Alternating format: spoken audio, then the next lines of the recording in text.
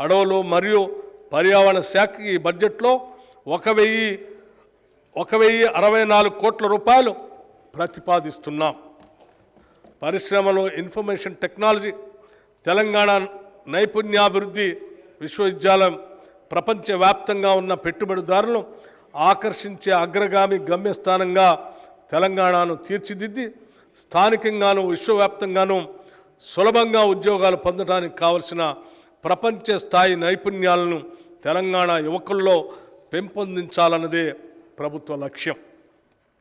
ఈ ధ్యేయంతో తెలంగాణ ప్రభుత్వం ప్రస్తుత ఆర్థిక సంవత్సరంలోనే హైదరాబాద్లో పబ్లిక్ ప్రైవేట్ భాగస్వామ్యంతో తెలంగాణ నైపుణ్యాల విశ్వవిద్యాలయాన్ని స్కిల్ యూనివర్సిటీ ఆఫ్ తెలంగాణను స్థాపించి నడిపించాలని నిర్ణయించింది. ఈ విశ్వవిద్యాలయంలో 17 వివిధ పరిశ్రమలకి అవసరమైన నైపుణ్యాలని నేర్చే సర్టిఫికెట్లు, డిప్లొమా, డిగ్రీ కోర్సులని ప్రారంభం అవుతాయి. నేరుగా పరిశ్రమలో అనుసంధానింపబడి అధ్యయన ఆచరణ మధ్య అంతరం లేని విధంగా ఉద్యోగార్జనే ఏకైక లక్ష్యంగా ఈ కోర్సులు బోధనాంశాలకి రూపకల్పన చేస్తాయి. కృత్రిమ మేధో పరిజ్ఞానం తెలంగాణ కృత్రిమ మేధో పరిజ్ఞాన రంగంలో ఎంతో ప్రగతిని సాధించింది. ఈ రంగాన్ని మరింత బలోపేతం చేయడానికి హైదరాబాద్ని ఈ రంగంలో అగ్రగామిగా తీర్చిదిద్దేందుకు ప్రణాళికలు సిద్ధం చేస్తున్నాం. మన నగరం భవిష్యత్తులో ఏ కంప్యూటర్ పరికరాలతో అత్యాధునిక కృత్రిమ మేధో పరిజ్ఞాన పరిశోధక కేంద్రంగా రూపొందించబడుతుంది. తెలంగాణ కృత్రిమ మేధో శిఖరాగ్ర సమావేశం హైదరాబాద్లో ఈ సెప్టెంబర్ 5-6 తేదీలలో జరుగుతుందని ప్రకటించడానికి ఎంతో ఆనందంగా ఉంది. కృత్రిమ మేధో పరిజ్ఞానం అందరికీ ఉపయోగపడాలి.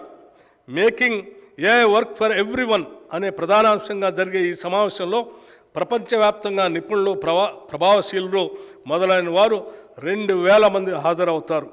ఈ సమావేశం ఏ రంగంలో తెలంగాణ యొక్క పురోగతికి చాలా దోహదపడుతుంది.